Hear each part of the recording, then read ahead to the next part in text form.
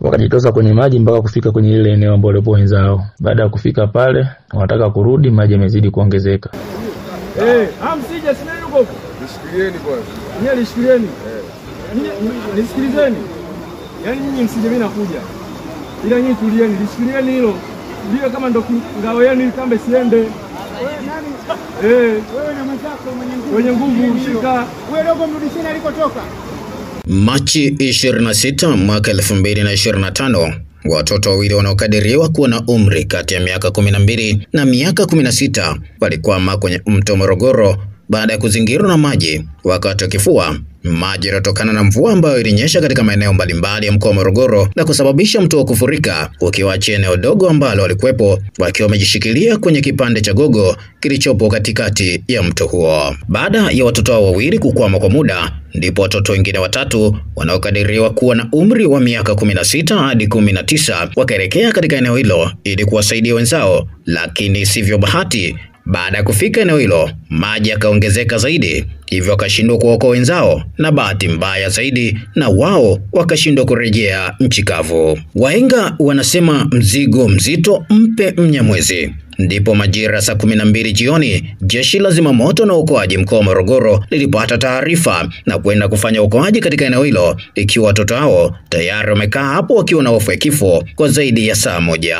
Askari wa jeshi la zimamoto na uokoaji kutoka kitengo cha uogeleaji na uzamiaji katika maji kutoka mkoa wa Morogoro, Sergeant Ramadhani Katonga, anaeleza namna ambavyo waliokoa watoto hao. Mida saa 12:15 jioni, alikuja mwananchi raia mwema kwa njia miguu na kuja kutoa taarifa ya kuwa kuna vijana 5 wamezingirwa na mafuriko katika mto Morogoro. Crew ya uogeleaji na uzamiaji iliondoka eneo la kituo na kuelekea eneo la tukio. Baada ya kufika eneo la tukio pale, mkweli ulikutana watoto wamezingirwa katikati ya mto, ambao mto huo maji yake yalikuwa yanapita kwa kasi. Kwa hiyo watoto hao walikuwa katikati ya mto ambao walikuwa wamejishikilia kwenye gogo wakiwa na pressure kubwa na wasiwasi mkubwa wa hatima ya maisha yao. Lakini baada ya kufika pale, tuliweza kuongea nao kwa mbali na kuwatia moyo kwamba msaada umefika, wasiwe na wasiwasi aina yoyote, wawe napunguze pressure, waendelee kuomba Mungu, na sisi tunafanya utaratibu wa kwenda kuwaokoa kutoka sehemu hatarishi kuja sehemu salama. Kwa hiyo wakati tunaendelea kufanya nao mazungumzo ya kuwatuliza, huku tukiendelea kujiandaa kuvaa vifaa kwa ajili ya kuingia. Kwa hiyo nilijiandaa pale, nikaingia ndani ya maji, lakini maji yakaenda kwa kasi mno. Nimefika katikati, maji yakaanza kunizidi mimi mwenyewe. Maji yalikuwa na sukuma kwa kasi, kwa kuna mzunguko.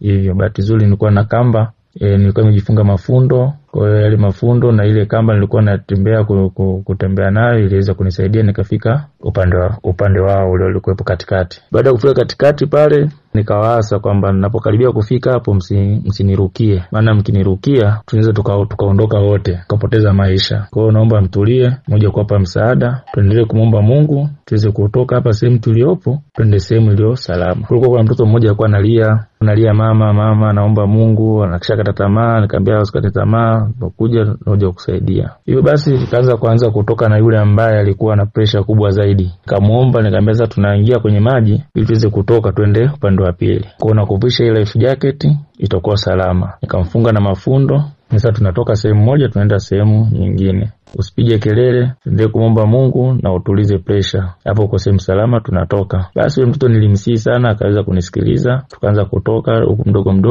mdogo, japokuwa maji yanaenda kwa kasi, lakini nikaendelea kumsihi sana asiwe na pressure. Basi tulifika katikati pale, maji yakawa yana kasi zaidi, yanazunguka. Anapiga kelele lakini nikamtuliza. Mwisho wa siku alhamdulillah tukaweza kufanikiwa kwenda ng'ambo ya pili, ambapo wenzangu pia walikuwepo upande wa pili, walikuwa wanatusaidia kutuvuta ili tusiweze kwenda mbali.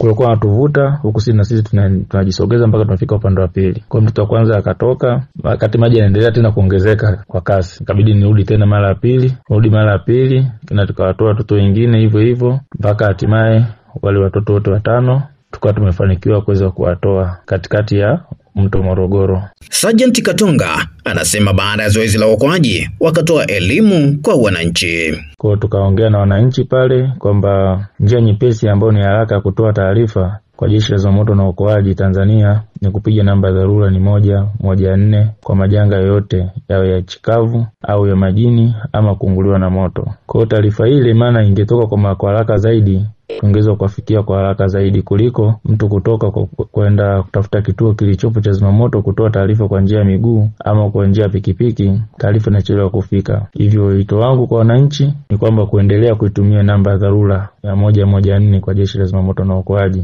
Namba hiyo utakipiga, taarifa itafika kwa haraka zaidi kuliko ukiamua kwenda kutembea kwa miguu. Japokuwa ni njia, lakini itachelewa kufika. Jeshi la Zimamoto na Uokoaji limeundwa na kufanya kazi chini ya sheria namba 14 ya mwaka 2007, yani Fire and Rescue Force Act, likiwa na majukumu makubwa ya kutoa elimu kwa wananchi juu ya kujikinga na kujiokoa inapotokea majanga, kuzima moto na kuokoa maisha na mali katika matukio yatokanayo na moto, mafuriko, tetemeko la ardhi, ajali za barabarani pamoja na majanga mengine. Jeshi la Zimamoto na Uokoaji limeundwa kwa ajili ya kutoa huduma mbalimbali kwa jamii. Hivyo basi, mtu yoyote anastahili kupata huduma hiyo kwa kupiga simu bure namba 114.